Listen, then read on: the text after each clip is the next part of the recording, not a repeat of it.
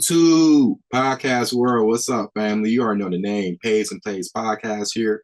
Going to be giving y'all week 4 college football best bets. I didn't do week 3 last week. Why?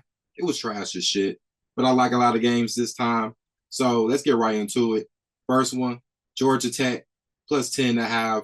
Taking on Louisville. Georgia Tech, they had a bye week last week. Last time, of course, I placed the bet saying they went on the money line. They lost by 3 to Syracuse after a hella comeback they tried to do.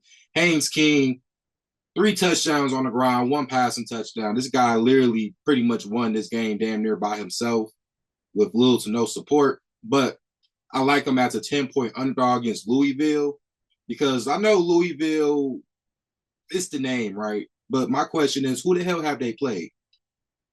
Simple as that. And Georgia Tech, I mean, as an underdog role, they are definitely good on the underdog. So you give me 10.5 with a team that's a feisty team by Georgia Tech and they can score. I'm going to take Georgia Tech with the 10.5. Next one, I'm going with Coastal Carolina. Coastal Carolina on the money line. I got it for plus 155. They play Virginia. And I know everyone thinks, well, when you hear Virginia, it's a power 4 team. So they should be way better, right? I don't think so. They lost to Maryland by 14 points last week. And however you look at Maryland, I mean, I don't think they're the best team anyway. They lost to Wake Forest by 1 point. And with Coastal Carolina, have I not advertised about Ethan Vasco? Have I already told y'all what to expect with this guy? Listen, it's a home game. This team is going to be energized, especially when it comes to college. A little bit more meaning when it comes to things like this. And, I mean, if you don't want to pick them on the money line, they are plus 3.5 too. So I'm going with the money line plus 155. Next game, this is the first under I'm doing in the whole season.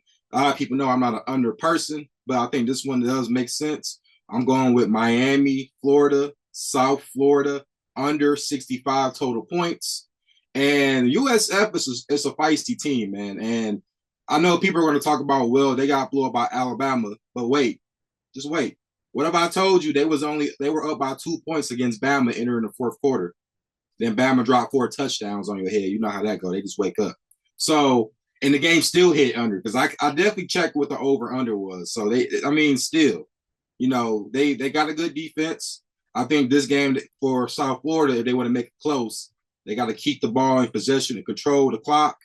And listen, Miami got a good defense too. We know about their offense. I'm not going to advertise that because we already know it's advertised as it is.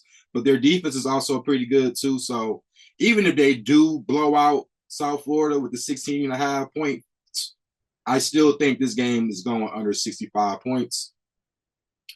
And lastly on the slate, I am going with Colorado. Yes, the Buffaloes. I got them on the money line.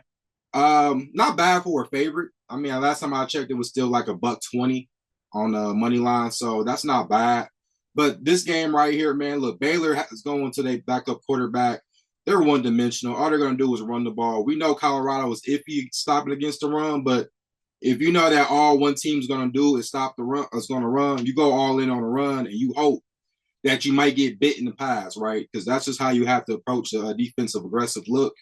And we know what Colorado can do offensively. We know they can score.